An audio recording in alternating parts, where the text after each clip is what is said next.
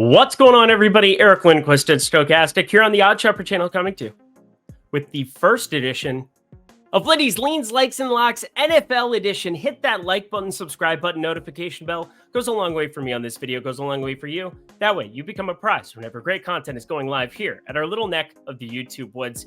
If you've never seen any of my programming here before on MLB Lindy's or on NBA Lindy's or anything that I've done here on the Odd Shopper channel, I first want to welcome you here. I'm excited about week one. I'm sure you are too. We're going to be firing up some bets. I do things a little bit differently than the other analysts who just give you picks, don't give you any context for the plays, because when it comes down to it, the math is a huge part of it. And while I don't always interlace that, I try to give you something entertaining from a certain perspective, but I try to intertwine all my analytics and everything that I'm doing to be able to give you the plays in a way that's not just enjoyable, but again, I want to inform you why it is that I'm landing on some of these plays, but I do things like this. We have leans, we have likes, we have locks. Leans, this is basically for me something where waiting for something that's in flux, or I don't like a spot. Lots of ways to look at it, but I'm waiting on a better number.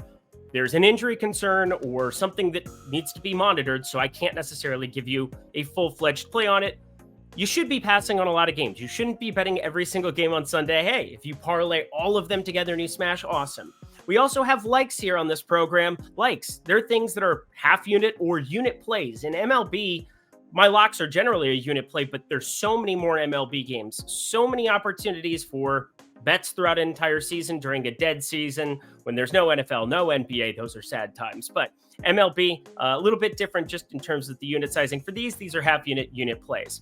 Now, my locks, those are ones that are units plus. So it could be a unit, it could be a little bit more than that. They're my absolute favorite plays that exist on the slate. You can take them to the bank. Now, numbers are always changing here in sports betting. I think you know that by now. So just want to throw it out there that things are subject to change. And that's why we have the premium Discord. So I can keep you apprised of information in an hour before kickoff of any games throughout this entire season. I am going to be posting my exact betting card. And if I've been betting stuff early, like you definitely should be, I'll talk about that multiple times throughout this program about certain spots that have changed on the board. But if you are in that premium Discord, you're going to get exactly what that betting card would be in that given moment. So Arizona and Washington, that's going to be a spot we talk about specifically with the line changing drastically there. Just want to give you context for every single thing that you're betting and finding the best number, no matter where it is. It's called Odd Shopper here for a reason. We want you shopping for the best odds and signing up at every book you can, like Caesar Sportsbook. I'll talk about them a little bit later here, but they're going to be our sponsor here to start off this program. And you can sign up for them down below. You're betting $50, you get $250. That's $50 that'll show up as a bonus bet instantly. And then 4 consecutive Mondays, you'll get another $50 bonus bet from them as well. Only for 21 and over. And if you have a gambling problem, please call 1-800-GAMBLER. But almost got the studio set up here before week one NFL. Want it set up by Sunday morning for the big show, the live before lock over at the Stochastic YouTube channel. Give that a look too. If you're playing DFS, if you're playing some fantasy, I'll be talking about my bets and recapping my bets there as well. But without further ado, we got a lot to get to. This show is going to cover the Sunday main slate, Sunday primetime game, Thursday night game, Monday night game. Those will be available to you completely in that premium Discord. So again, if you're interested, sign up for that below. But Sunday main slate, morning and afternoon games, week one. Producer Jacob, let's get to the picks. We begin in week one with perhaps the most disgusting game on the slate from a real perspective. Actually, that's not true. There's more disgusting ones, but one I am absolutely in love with a specific prop. We're going to get everything going here. It's the Panthers heading into the Dome in Atlanta to take on the Falcons. And on the injury front, Carolina's got a big Q tag on Adam Thielen, formerly of my Minnesota Vikings, Skull, who actually looked pretty good in the preseason. That was kind of tilting. I'd rather have Jordan Addison. I'm okay with it. He'll probably need to test out that ankle before kickoff to see if he can go in this one. So TBD there. That would be a big absence since DJ Chark's already been ruled out and DJ Moore no longer plays for them. So Jonathan Mingo would probably slot in as the number one wideout alongside Terrence Marshall Jr. and Laviska Shenault. Yikes. But the major story for me in this one, rookie Bijan Robinson. Now, I know we just saw on Thursday night, rookie and number 12 pick Jahmyr Gibbs of the Lions wearing the kitty gloves to a certain extent, even though he had 7 broken tackles in just 9 touches, but he only played 27% of the snaps there. But something tells me that isn't the approach the Falcons are going to take with their number 8 pick in this year's NFL draft. And if you didn't see Robinson play college ball at Texas, you're in for a treat, friends. It is rather good. He's rather good at the football. Now, is it the smartest thing in the year of our Lord 2023 for a team to be using top 10 draft capital on a running back? Absolutely not. But if you decide to go that route with a prospect who graded out as well as Robinson. The kid averaged 6.3 yards per carry at UT, scored 35 total touchdowns in just 22 games, ran a 4.4 640 at the combine with a 37-inch vertical. And even though he wasn't asked to catch the ball a lot there at Texas, he can. If you've watched the tape, he good. And there's another reason why he just went in the first round of all of your fantasy football drafts. The Falcons love themselves to run the football. In head coach Arthur Smith's second year last season, the Falcons led the entire NFL with 559 rushing attempts and attempted the third fewest pass attempts at 415. They were third in the league with 159.9 rushing yards per game, and now we need to divvy those up based on touches to Robinson, sophomore back Tyler Algier, and veteran Cordarrelle Patterson, who's actually listed as questionable here, which could further solidify Robinson's workload. And let me tell you, it would appear I am far more bullish on his workload here than the books are, with this rushing prop set at 69.5 at Caesars Sportsbook, near even money, minus 101 to be exact. He's facing last season's 18th ranked rushing defense in the Panthers, who do have absolute freak Derek Brown on that defensive line, as well as a solid linebacking crew, Frankie Louvu, Shaq Thompson.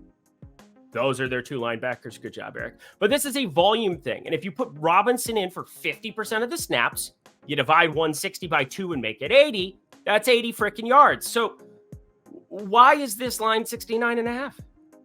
Anyone? Cool. Good talk.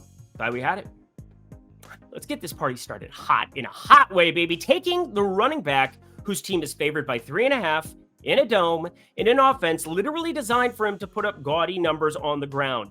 Lock it in. Yeah, you heard me. Lock right from the get-go. I have a lot of units on this one. 2.5. It's more than one. We'll put it that way. Bijan Robinson, I think 1 is just fine for you. 1.5 perhaps. Bijan Robinson over 69.5 rushing yards, minus 101 over at Caesars Sportsbook. Oh, check that out. There they are. Oh, wrong shoulder.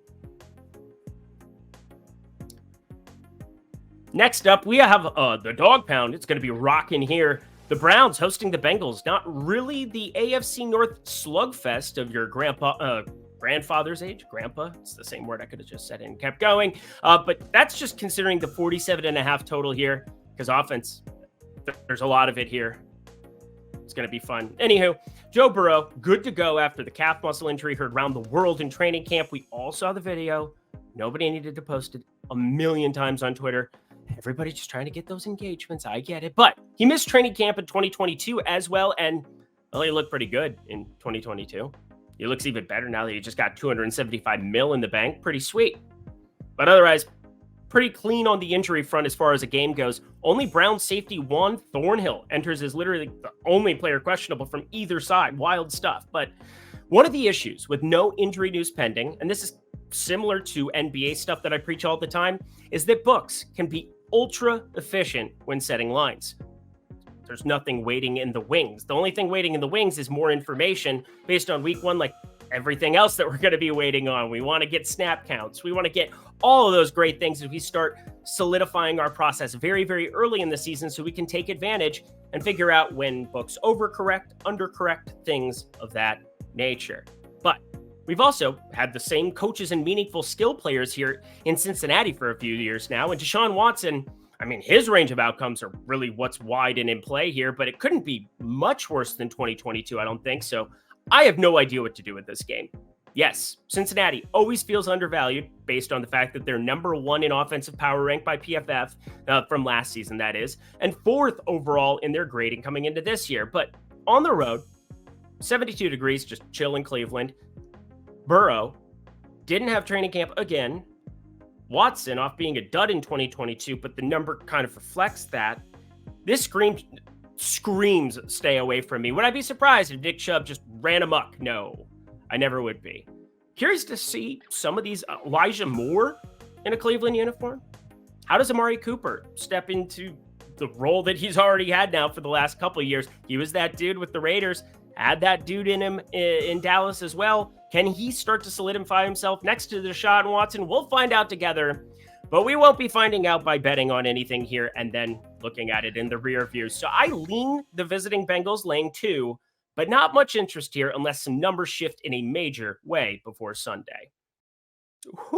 Get ready. I have 2 games that I think are undervalued from a total perspective on this card, and this is one of them.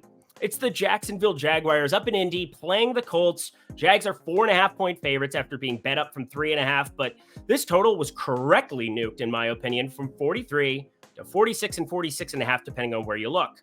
Let's cook. That wasn't funny. Sure, we've got Jonathan Taylor, star running back Jonathan Taylor. He's on the pup. He wanted to get traded. He wanted to get out of Indianapolis, try to find greener pastures. No. Indianapolis, probably pretty green in the fall.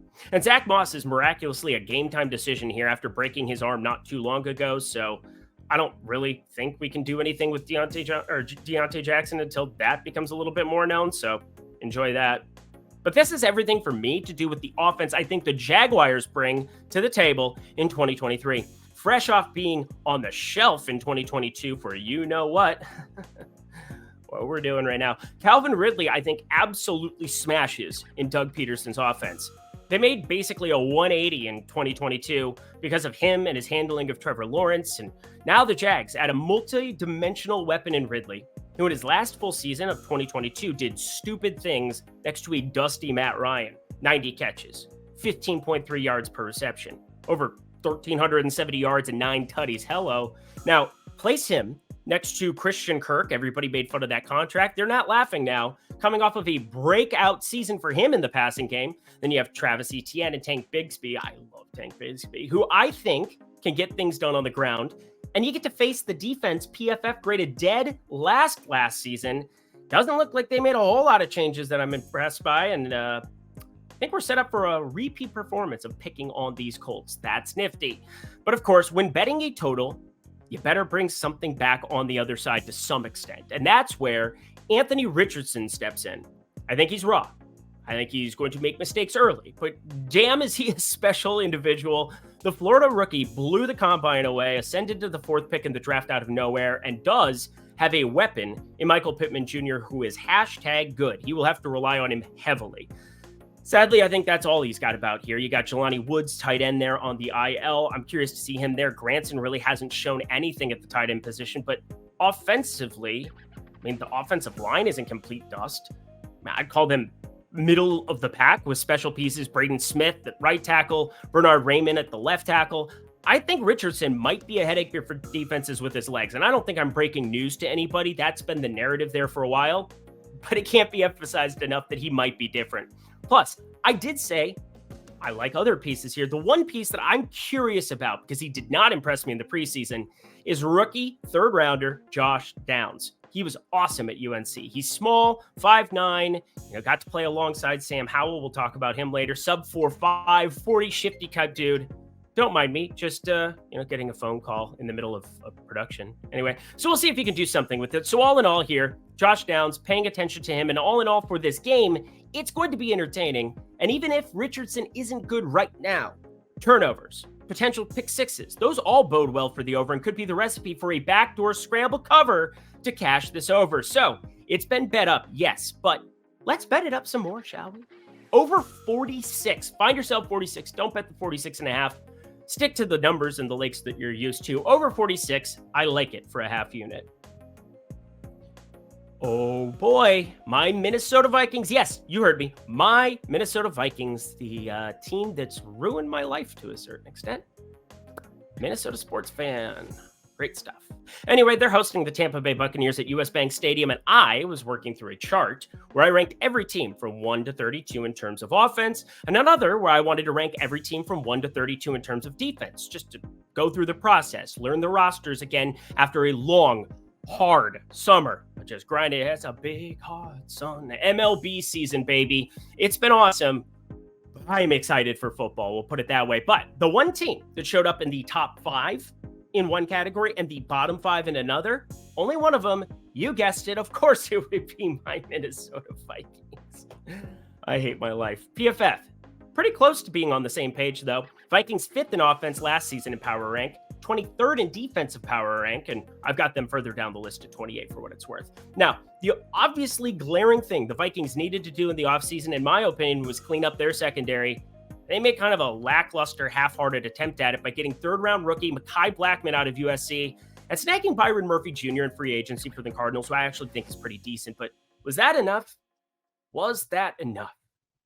I'm worried as hell. So if my main man, Daniel Hunter, if he can't get after the quarterback in a very real way this season, I think the Vikings are going to be in many a shootout. And it's not that I think Tampa Bay's starting quarterback Baker Mayfield is all that good. I mean, he's had moments in his career. It was really cool to watch him step in on like 2 days' notice, play quarterback for the Rams, and have them knock the the Las Vegas Raiders out of playoff consideration. But I think the Vikings could very well be just that bad defensively. And the skill position players, yes, Mike Evans another year. Yes, Chris Godwin another year. Yes. Well, that's about it. Anyway, that's their wide receiver core. I do like Rachaad White for what it's worth. But when betting overs, we kind of want defenses to be bad, right? So I'm okay with it for this day and this day alone because money speaks louder. Bad defenses, we like it when we're betting overs. And this offense, I think on the Tampa Bay side, a little bit undervalued in this spot. I think they do just enough to stay competitive on that side of the ball. And while I think Tampa's defense has some fantastic pieces in linebacker Levante David, edge rusher, that's who it is. Don't know why I couldn't say that. Shaq Barrett, that's his name. Of course, safeties Ryan Neal, and then Antoine Winfield Jr. Minnesota people probably know Antoine Winfield, Dave Winfield's son, the latter of which he played at the University of Minnesota. It's going to be a bit of a homecoming for him coming back, where we really like his dad. World Series. GOAT. Him and Kirby Puckett, we love those days. But Cousins, let's talk offense on the Viking side, shall we? Kirk Cousins. He threw for some gaudy numbers last season. 4th most passing yards in the league. Justin Jefferson, he's the best wide receiver in the NFL. Full stop. Jordan Addison, talked about him a second ago in one of these other game breakdowns. Jordan Addison out of USC. I hope he can recapture the form he had with the Pittsburgh Panthers in college alongside Kenny Pickett instead of the version we saw struggle next to Caleb Williams at times at USC. But if we get that version of it, Jordan Addison could be one of the steals of last year's draft. And the running game, while it lost Dalvin Cook, hasn't skipped a beat in years when relying on Alexander Mattison. Even though last season, we didn't really get that opportunity. He didn't have any injury stuff with Dalvin Cook for once. And of course, then he's gone the next year. That's how it works. So yeah, remember how I said I had 2 totals I liked on this slate? Well, this is another one of them. Bucks, Vikes. Sneaky shootout here. I don't think should be all that sneaky at all. After all, 1 p.m. Eastern time, Kirk Cousins is the absolute GOAT. So go get goaty with yourself. You like that? Over 45.5. I do like that. Oh, man, this is yet another clear-cut prop on my board, in my opinion, that I rate just slightly behind the Robinson prop. Now, if you missed that segment, well, I'd ask how you got to like the 18 whatever minute mark, and you just said, I'll start listening now. Be a little weird to me. But also weird to me is that this Tennessee Titans team, they're just weird. Ryan Tannehill, he's been serviceable. We know what we're getting with him. He's like that just okay dish your mom used to make. It's not your favorite dish, not your favorite, but you're not going to bitch about it either. The obvious addition of DeAndre Hopkins is a head scratcher from the DeAndre Hopkins standpoint of things. And Derrick Henry, he'll probably do Derrick Henry things from time to time throughout the season. Just good luck knowing when. Unless they're playing the Texans, then you know when. But the thing jumping out from like just the rafters for me in this game is Saints standout wideout. Standout wideout? That's cool. That's fine. Chris Olave. Chris Olave is who we're going to talk about out of Ohio State. Second year for him. Michael Thomas does rejoin this wide receiver core, and I actually find their wide receiver 3, it's Rashid Shaheed. He is better than a lot of people think, and I think he's like a super sneaky stash in leagues bigger than 12 teams. Michael Thomas out after 3 games last season, and well, Shaheed I think is actually freaking good based on what we saw. So yeah, injuries pop up. He could be played into a much larger role, but although all these injuries come up later in the program to key wide receivers, just saying stash Shaheed if you really wanted it. Anyway, let's talk Derek Carr, who until last season had easily been in the top half of NFL quarterbacks from my standpoint. And now, is this a good thing for Chris Olave? Because did have a little bit of a rapport there with Andy Dalton, and Andy Dalton, second best QBR over the course of his career was last year. It was a little surprising to me in the research, but I do find this to be a quarterback upgrade. And I think the ceiling of Derek Carr in these circumstances elevates Chris Olave a little bit for him here too. But the matchup, that is the major thing here, which quite literally, based on 2022 and the lack of upgrades they made to the secondary here, it couldn't get better. The Titans are the most insane pass funnel in all of the land and project to be the exact same thing this season. Get this, in 2022, Tennessee was tops in the NFL at stopping the run, tops, giving just 76.9 yards per game on the ground to opposing teams. But through the air, dead last in the NFL, allowing 274.8 yards per game through the air. I just said through the air a lot of times there. Now, another head scratcher to me here, though, Olave. He averaged 69.5 yards per game with primarily that Andy Dalton situation behind center last season. 69.5. What do the books have his receiving prop set at against the Titans? The best matchup you could quite possibly ask for? 67.5. And I get it to a certain extent. Michael Thomas is back, but that's a complete unknown. And we don't really know what version we're going to be getting of Michael Thomas here, if he's going to be keyed in on at any kind of a remarkable clip. And considering Olave only had 7.9 targets per game in 2022, not the 9+ targets you see from other elite wide receivers, it's scary to me to think that there's massive room for this second-year player to grow his ceiling. Oh, and did I mention he's playing the Titans? Yeah, he's playing the Titans. So over 67.5 receiving yards, not a lock, but I have a unit on it. I really like it. Over 67.5 receiving yards over at BetMGM, minus 115, your current best line. Now, this is a toughie for me. Brock Purdy, his restructured elbow. God, I made him sound like the Terminator. He's heading to Pittsburgh, which I'm cautiously optimistic this team, Pittsburgh, will take a step forward with their second-year quarterback, Kenny Pickett. Now, unfortunately for Pickett, Nick Bosa got paid just in time to get on a plane and skedaddle to, what is the name of this stadium? Acrisure? Fuck it, I'm calling it Heinz Field. The stadium formerly known as Heinz Field is where he is heading, and he is a rather rambunctious individual, runs after people, and he is good at the tackling of humans, specifically ones who play quarterback. In fact, this entire defense is top defense in the NFL, in my opinion, and a lot of other people's opinions. They have some weak spots in the secondary, yes, but no team is without a hole or two somewhere in their starting 22. And offensively, I'm in love with my fellow Iowa State graduate, Brock Steady Purdy. He's pretty good, no? Get ready for all those puns. He's pretty good. But seriously, if it weren't for that fluke follow through in the NFC title game last year that basically removed his elbow from his body in Philly, this team could have been Super Bowl champions. They have the defense for it. Nobody's going to question that.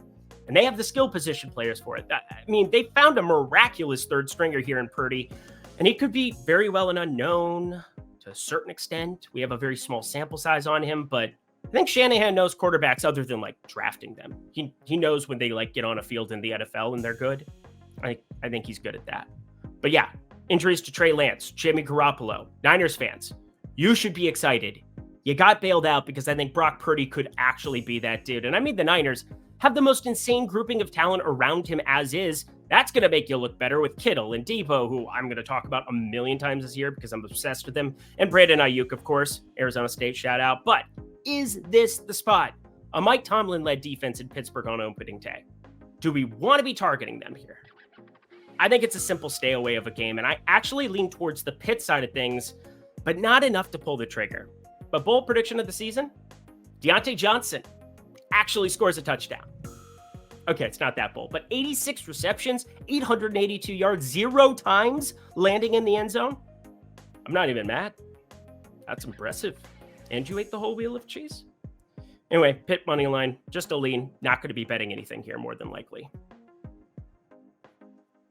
Now, more than likely, you haven't signed up for Caesars Sportsbook yet, and I would say you should probably do that. It's on the TV behind me, which you can't see because we have a title card here, but It has a fantastic offer, and it is right now going at the link below. You bet $50 on any of the games on Sunday, no matter what it is. It could be a play I recommend. It could be anything that your heart desires. I do not care. But what I care about is that you get yourself access to $250 by way of 5 $50 bonus bets just by signing up at the link below. It is such a great deal, and you need to be signing up at all of these sports books, especially during the NFL. These spreads, these totals are the most efficient things you could ever imagine. They are so difficult to beat unless you're betting early, unless you have absolute definitive evidence that a total and a number is broken. There's going to be fluky things that happen throughout the entire season, but I'm here to help you be a disciplined bettor, and part of that is building and sustaining your bankroll. And the easiest way to build and sustain your bankroll is taking advantage of all these offers that sportsbooks are shelling out to you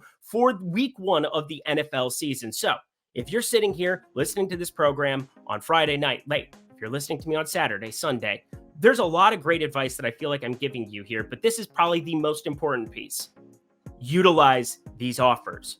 If it's something that feels outside of your means, I understand that completely. Don't fire anything that's outside of your means. But if you have $50 to devote to a play, you're going to get 5 more plays exactly like it in bonus bets from Caesars Sportsbook. That's an amazing deal, one you can't really miss if it's within your wheelhouse. Now, it's only if you're 21 and over, and if you have a gambling problem, please call 1-800-GAMBLER.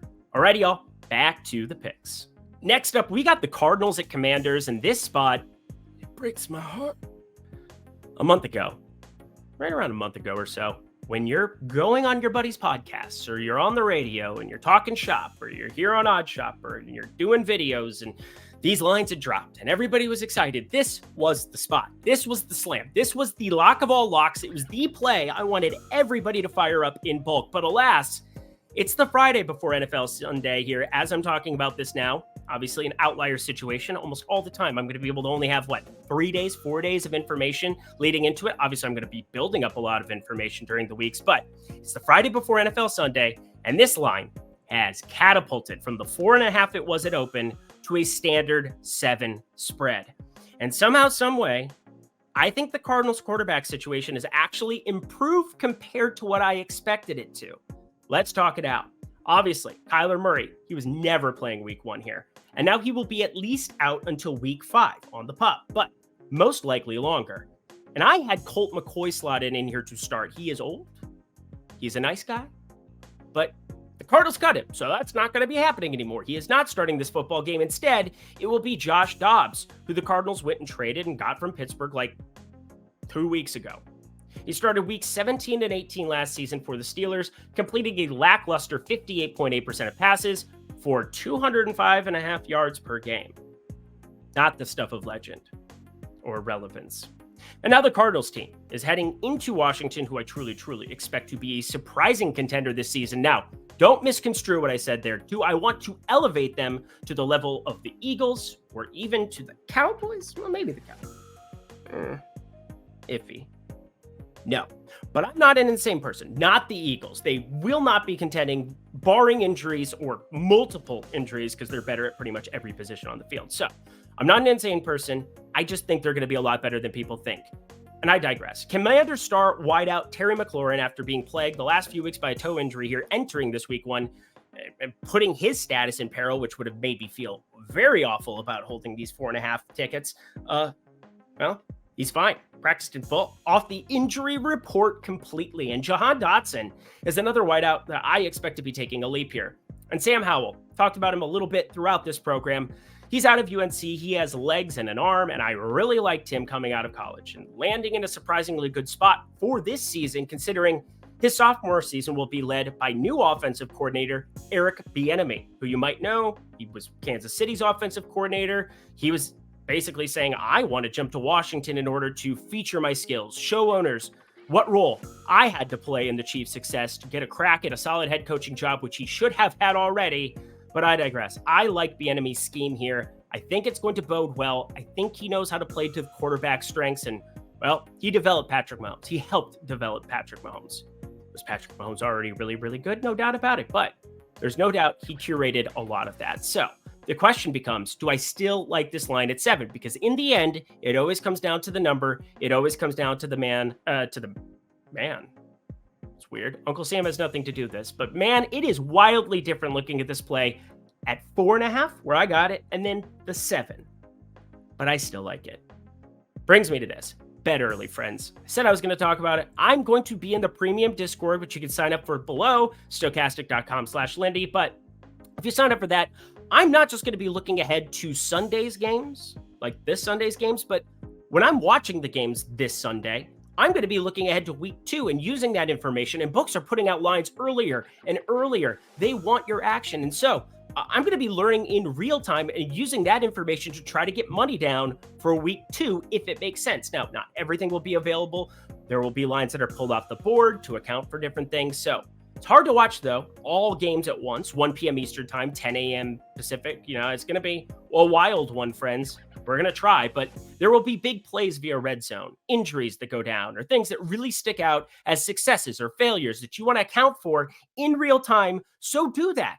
Bet early, because line movement will happen in every single one of these games every single week.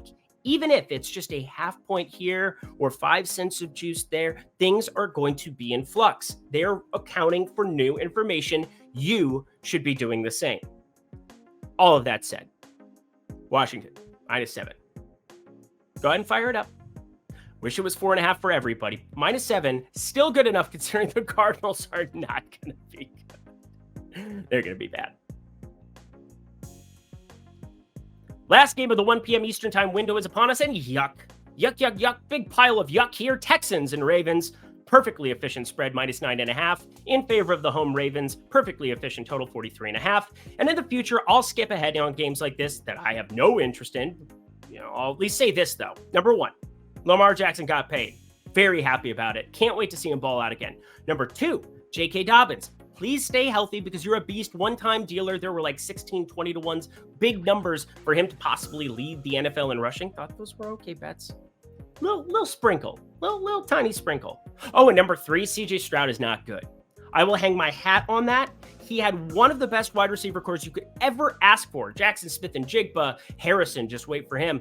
Just saying, things are good in Ohio State when you're a quarterback. But now it's Nico Collins and Robert Woods. And apparently he personally asked for Tank Dell in the draft. Look, I'm not perfect. I'm going to get stuff wrong, but I am quite confident CJ Stroud is not that dude. But can't bet it at 9.5 against a Baltimore team that will slow it down, continue running that ball north of a 45% clip like they did in 2022. John Harbaugh going to John Harbaugh. Ravens are going to win this one. But I just don't love the spread here. So I'm going to lean the under of 43.5, but outside of potential prop exposure, if a few numbers just change slightly here, J.K. Dobbins, got my eye on you. Say Flowers, got my eye on you. It'll probably be a full pass for me here. To the 4:25 p.m. Eastern time, 1:25 p.m. Pacific time? Yeah, 1:25. That's what it would be. Window of games. Here we go. And Green Bay taking on Chicago. And Green Bay's complexion for this game has changed significantly for me. They're heading to Soldier Field. Is it Soldier Field? This isn't another like Heinz situation.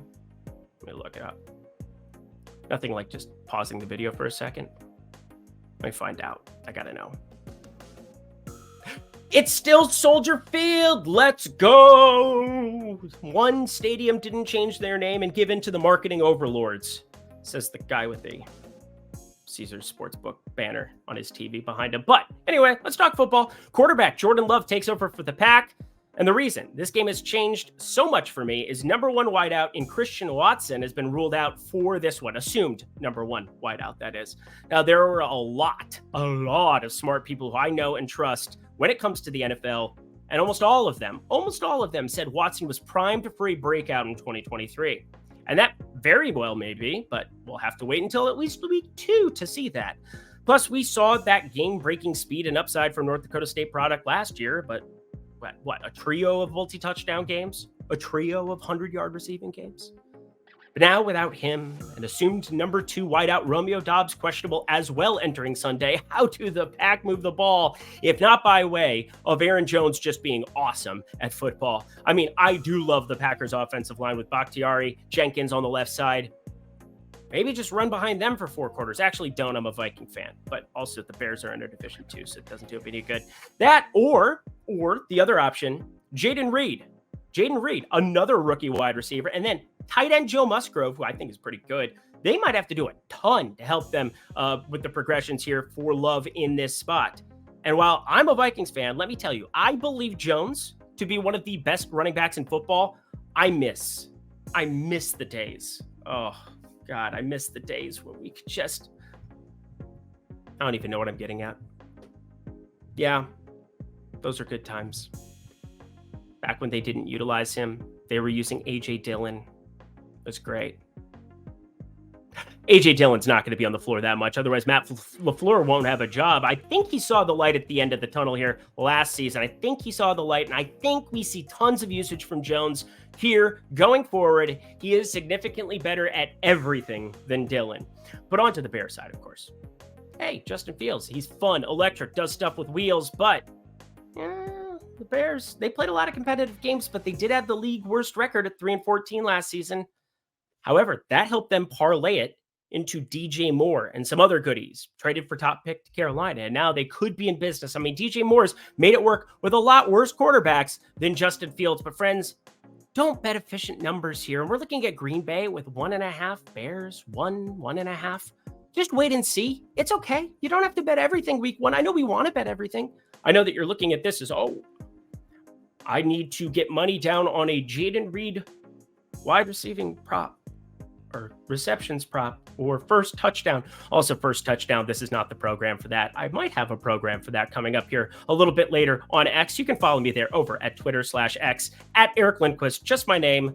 Great stuff. But here, I'm just going to leaning to the Green Bay side. See, I'm even like making it up here as I go because I have no lean in this game. It is so freaking efficient. It's wild to me. So, friends, don't let friends bet efficient lines. Don't bet anything in this game until further notice because, again, Romeo Doubs is out. Best of luck to you, Jordan Love. You've got nobody to throw the ball to. How about a futures play for you, huh? I'm a little bit surprised that nothing's changed on the board after Thursday. I'll explain. But the Broncos, they're going to be hosting the Raiders in this one, and they're turning the page on an abysmal 2022 where they went 5-12, fired Nate Hackett after like 5 seconds, and somehow backed their way into Sean Payton as the new head coach. Yeah. Now, I don't know about you guys, but I saw Sean Payton living his life in videos. He would have a video on Twitter or Instagram or wherever of him partying it up. It was straight up bachelor season. He'd be on yachts. He'd be on cruises. He'd be in Vegas. He was doing the thing. So unless he went to Vegas and unloaded millions, you think he'd just take another head coaching job unless you thought there was a path to them being competitive right away? After living it up like that? Pretty attractive ladies too. I sure do not feel that way. Now, my hope is he got to see Russell Wilson throw the ball. Just throw it a couple of times before taking the job, just to make sure that he's not complete dust. But this defense is ready to rock as is. And Jerry Jeudy, even though he got dinged up, sounds like he's going to be good to go right from the get-go here. Very surprising week 1 change for me, but I'm not even focused on that. I'm focused on the long term here, looking at this AFC West, looking at the AFC in general. It is very difficult. Chargers, Chiefs, Bengals on the other side of the country. You've got lots of teams in the AFC that are going to make life a living hell. Buffalo, I didn't even throw Buffalo in there. Just saying. This is a very difficult spot to be making the playoffs. But Sean Payton, I think he's a smart enough guy that he wasn't going to try to go and rebuild a team at this point in his career. He waited long enough. I think he's ready to rock right from the get-go. And Russell Wilson, it couldn't be worse, right? Right? Okay, good. I also think Marvin Mims probably going to take another leap in his development. And then I look at the Raiders side, and I love Max Crosby getting after the quarterback. Everybody enjoys it. I love Devontae Adams. How could you not? But Jimmy Garoppolo is going to be that dude for you here? It's going to be a tough year, so this is another team in the division just moving down the pecking order, which elevates a team like Denver, who now has a 1-game up leader. Actually, it's technically half a game, but Kansas City goes out and loses on Thursday, and this number doesn't change. That's wrong to me. Plus 200 to make the playoffs. That is a pretty much unanimous number across the board as of recording this on Friday night. So just want you to know, fire up Denver. I think they're a sneaky team to sneak into playoff consideration. And at 2-1, I'm willing to find out under new leadership. We got 3 games to go here on this main slate. Hit that like button, subscribe button, notification bell. I repeat, I am going to be doing all primetime stuff Sunday night, Monday night, Thursday night. That will all be available in that premium Discord. You can sign up for that below. Cool. Good talk. Glad we had it. Let's talk a little Philadelphia and New England. And is this a trap? Is this game a trap? Because I'm looking at the number. It says 4. And by all accounts, Mac Jones is still playing quarterback for the New England Patriots. Flat-footed Mac Jones. Who? Mac Jones. Now, this speaks to kind of what I said about CJ Stroud, where certain players, they're going to be good schematically in college where they have tons of talent around them. Tons of talent. He's got no talent around him right now on the offensive side of the ball here in this spot. The New England Patriots running out the corpse of Juju Smith-Schuster. That's going to be the guy you're relying on to get, really, that's what we're going to do? Hunter Henry from the tight end position? I'm telling you, if Ramondre Stevenson doesn't get it down on the ground, this is going to be tough sledding for this New England offense. We saw this multiple times last season. Their defense is ready to go. And I'm just looking at the Eagles offense. They're ready to go more. You've got Mr. Smith. I absolutely love him. You've got Mr. Brown. I love him. You've got Mr. Jalen frickin' Hurts. He good. He very good. So friends, don't let friends bet against the Eagles at full strength here. I don't get this line in any way, shape, or form. I think Trey Sermon, IR, yeah, they'll miss him. But nothing questionable coming in here. Nothing questionable at all. Devontae Parker, questionable on the Patriots side. Tyquan Thornton, he had some glimpses, but he's on the IR. I just don't know who Mac Jones is supposed to throw to against this Philadelphia secondary. They are ranked 3rd overall as a team over, according to PFF grading, entering the season. I think that is about appropriate. I feel really good about it. You're going to have Reddick, Sweat, and it's just going to get ridiculous getting after Mac Jones here in this spot.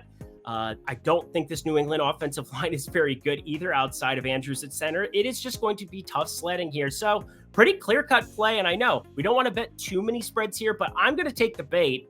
-4 here. I gotta like it. Philly coming off of a Super Bowl appearance last season, and Jason Kelsey on the podcast scene, really good at that. This team going to be really good again. How about a prop lock and drop it? Pop, lock, and drop it. As we head to the shootout game of the weekend, Miami taking on San Diego, total through the wazoo, north of 50 now everywhere. Feeling, I mean, that thing shot through the moon. I believe it opened right around 46. Let me check my math. Carry the 1, 4, 9. Yes, 47.5 is where it opened at. Closing up here closer to 51 more than likely come kickoff on Sunday. That is a change, my friends, and a change will do you good. That's what Sheryl Crow taught me. That's what Miami did with their head coaching position when they added Mike McDaniel. The guy knows offense. If there's one thing that you can say, he probably doesn't know how to run a press conference. He's a little goofy for my taste. Some people love it. Some people really don't like it. Shout out to Lofty here on the Odd Chopper channel. He was the first person who really kind of was like, doesn't he make you feel weird? I guess he kind of does. But he's a genius.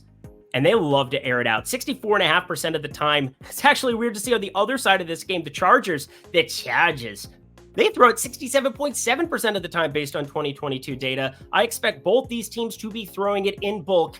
And yet somehow, some way, Tua Tagovailoa, I know he fought the concussions. I know it was problematic, but I'm in love with Jalen Waddle. I'm in love with Tyreek Hill. I'm not in love with Tua Tagovailoa from a talent perspective, but he's got some of the best offensive coaching and schematics around him here with McDaniel. That elevates a lot of quarterbacks here, and you're talking about a team that I do think is primed to make a jump coming off of last season. A little bit disappointing at the tail end of it because Tua didn't get to play in the playoffs, and they played some real dust at the quarterback position to round it out.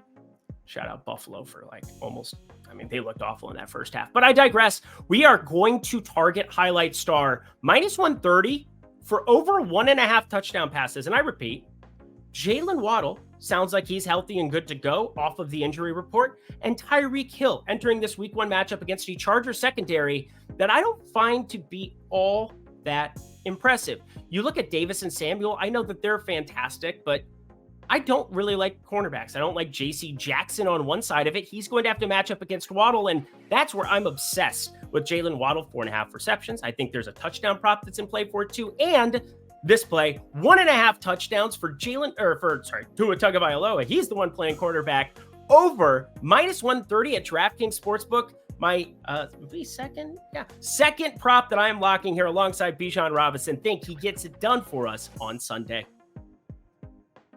And our last game of the Sunday main slate, we're going to Rams. We're going to Seattle. We're going to Seattle. Doesn't have the same ring to it as Miami. Will Smith. That beat slapped. You get. Anyway, the Rams are going to be without Cooper Kupp. Seems like a stone cold disaster for Sean McVay and company, don't you think?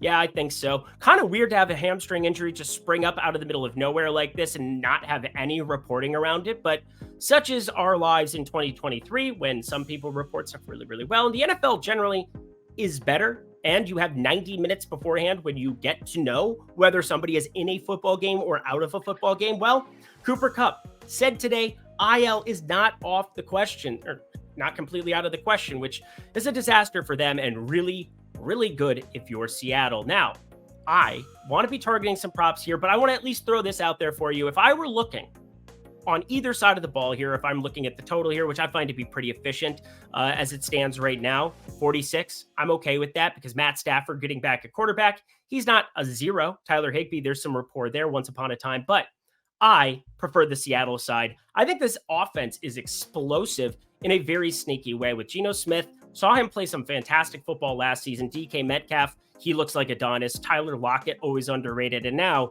my favorite young wide receiver in the NFL, Jackson Smith-Njigba out of Ohio State. Very excited to see the complexion of this offense. Noah Fant, he's a thing of the past. Fanta. Nobody does. Too much sugar. Anyway, we've got on the Rams side, no Cooper Kupp, so that opens up a lot of opportunity. And I have to say, we kind of saw an iteration of this at the tail end of last season. Van Jefferson, Tutu Atwell, got a lot of snaps alongside Baker Mayfield towards the tail end of that season. They didn't really impress me with their separation all that much. Van Jefferson had to rely on some big play type ability. You're talking 3 for 3. 39 yards, but averaging 3 for 3 and 77 yards in week 17 against the Chargers. Then Seattle, 3 for 7, 61, 20 yards per touch there. A little bit unsustainable in that regard. So if he's not getting targets and he's not getting open, well, then it turns into Tutu Atwell, who had some pretty good numbers at a Big 5 college in school. So shout out him there, but hasn't really impressed me with anything he's done. Really low efficiency numbers there at the tail end of last season alongside Baker Mayfield. So enter Matt Stafford.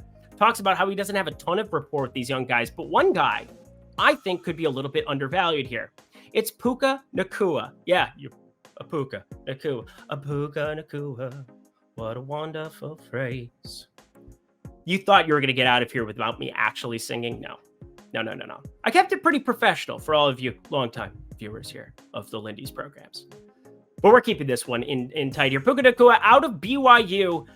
He looked all right to me on tape, and somebody that I just actually was a little bit surprised to just see being buried to third on the wide receiving depth chart, because anything would be better than what I saw on tape from Van Jefferson at times last season. Tutu Atwell, now he's more of a burner. I think he's the kind of guy that just is going to take over and have certain plays that will allow for him to exceed expectation there, but had pretty short ADOTs at the tail end of last season, so it makes me feel uncomfortable as well.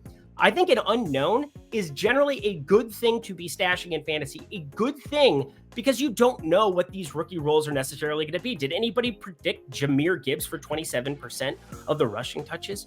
27% of the running back snaps in week 1 here on Thursday night? No, they did not. That's the thing. I don't know what his role in this offense is going to look like. You don't either. But I know a low number when I see it. 2.5 receptions with plus money attached to it, as well as 24.5 receiving yards.